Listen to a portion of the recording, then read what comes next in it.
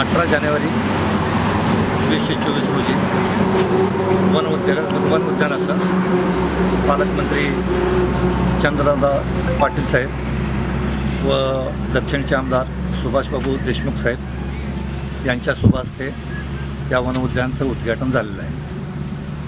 हे वन उद्यान सोलापूर विजापूर हायवेवर आहे। त्याच्यामुळं इथं येणाऱ्या जाणाऱ्या सर्व प्रवाशांना एक विश्रांती घ्यावी असं वाटण्यासारखं एक वन उद्यान झालेलं आहे। आमदार साहेबांच्या मार्गदर्शनाखाली त्यांनी केलेल्या सहकार्यामधून येथील लोकांची, ग्रामीण भागातल्या लोकांची देखील, नांदणी गावातल्या लोकांची सोय झालेली आहे चांगली।